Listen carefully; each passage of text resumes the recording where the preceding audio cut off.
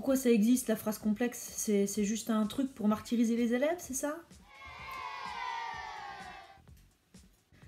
On peut toujours essayer d'imaginer ce que ça donnerait si on n'utilisait plus de phrases complexes. Un bon truc, ça.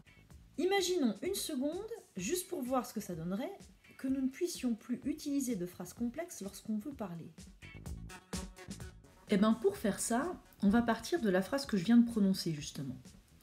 Elle comporte 4 verbes.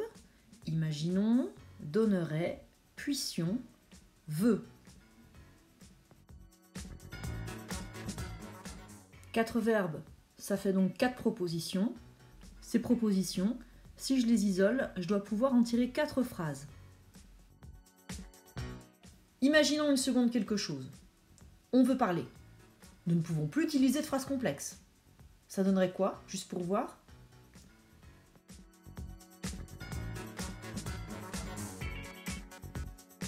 Ben, ça donne quand même un discours super haché, hein. C'est pas très fluide. Bon, après, ça peut être un effet de style, hein. Si on veut passer pour quelqu'un de très décidé, pourquoi pas. Mais le plus souvent, quand même, dans la vie de tous les jours, on a besoin que nos idées soient liées. Et la phrase complexe, elle aide à ça, à donner de la fluidité à nos discours. Ok, je suis convaincue. Faisons des phrases complexes. Comment on s'y prend? Voilà, vous avez 2 phrases simples en haut de l'écran. Les vidéos de la prof sont trop bien, je comprends tout. On va faire de ces 2 phrases simples une phrase complexe, tout simplement en les posant l'une à côté de l'autre, juste en les posant, en les juxtaposant.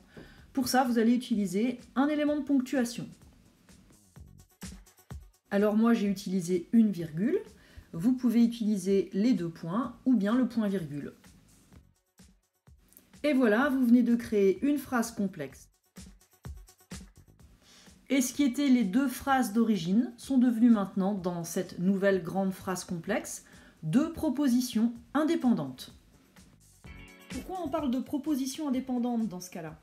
Eh bien parce que c'est très facile de défaire ce que vous venez de faire. Il suffit d'enlever la virgule, de remettre un point, et vous retombez sur 2 phrases simples, là où vous venez de créer une phrase complexe. On voit bien que le lien qui unit à ce moment-là les 2 propositions entre elles, qui va créer cette juxtaposition, c'est un lien qui n'est finalement pas très solide. Bon, ok, ça je crois que c'est clair. Alors un lien plus solide du coup, ce serait quoi? La coordination. Vous allez utiliser les conjonctions de coordination, que vous connaissez bien, pour coller vos phrases simples et en faire des phrases complexes. Les conjonctions de coordination, mais, ou, est, donc, or, ni, car, vont induire un lien logique plus fort entre vos 2 propositions. Mais oui. Par exemple, je prends 2 phrases simples. La prof d'histoire est petite. Elle a de l'autorité. Je relie les 2 phrases simples en une seule phrase complexe en utilisant une conjonction de coordination. Oui, ça marche bien, ça a du sens, c'est logique, parce qu'on ne s'attend pas à ce que quelqu'un de petit ait de l'autorité, justement. Le mais va signaler une opposition entre la première proposition et la deuxième. Oui, ça aussi, c'est logique. Les 2 propositions ne s'opposent pas, simplement elles se suivent. C'est à ça que sert d'ailleurs la conjonction est. Alors là, ça, c'est curieux. Quoi, parce que la prof d'histoire est petite, alors ça produirait comme résultat son autorité? Genre, quand on est petit, on a naturellement de l'autorité. Mais oui, ce qui suit un donc, c'est le résultat de ce qui vient d'être dit.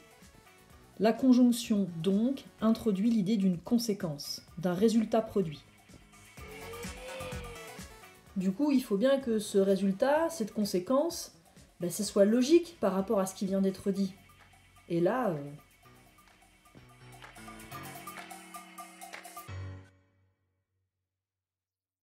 Alors là, ça c'est n'importe quoi, ça marche pas du tout. Alors là, maintenant, quand on a de l'autorité, hop, on devient tout petit. Bah oui, voyons, l'autorité joue sur votre taille, c'est bien connu, ça joue sur la croissance. Mais du coup, il faut qu'elle se calme, la prof d'histoire, hein. parce qu'à ce rythme-là, on la verra plus. Par contre, sa collègue en espagnol, elle doit pas avoir trop d'autorité, elle. Voilà, je pense que vous avez saisi l'idée. Quand vous utilisez une conjonction de coordination pour relier deux phrases simples ensemble, vous les liez par un lien logique qui est fort, qui est un peu plus fort que la simple ponctuation, la simple virgule par exemple.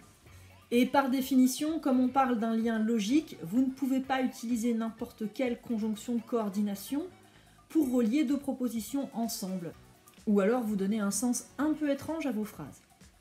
Une dernière précision, dans le cas de la coordination, quand vous allez relier par ce lien de coordination deux propositions, là encore on parlera de propositions indépendantes. La juxtaposition, la coordination, ce sont des types de colle pas très fortes. Moi j'aime bien donner cette image que quand vous utilisez la juxtaposition, c'est comme si vous mettiez un scotch pour relier vos deux phrases ensemble. Quand vous utilisez la coordination, c'est un peu plus fort, c'est plutôt comme de la colle. Mais on peut faire mieux.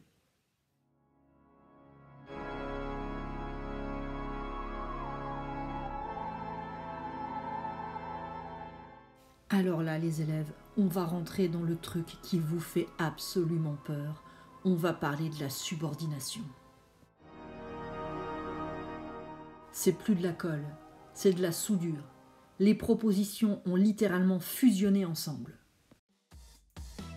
Bon, on va s'arrêter là pour ce qui concerne les propositions.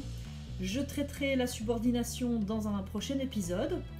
Pour l'instant, si vous souhaitez reprendre un peu les éléments que je viens de vous indiquer, vous pouvez regarder la leçon qui est à la page 267 de votre manuel. Il y a quelques exercices en dessous qui sont assez faciles à faire et qui reprennent ces notions-là. Je vous les proposerai sans doute en QCM. Et puis alors, vraiment, toutes mes excuses à mes collègues, j'ai pas trouvé de meilleurs exemples.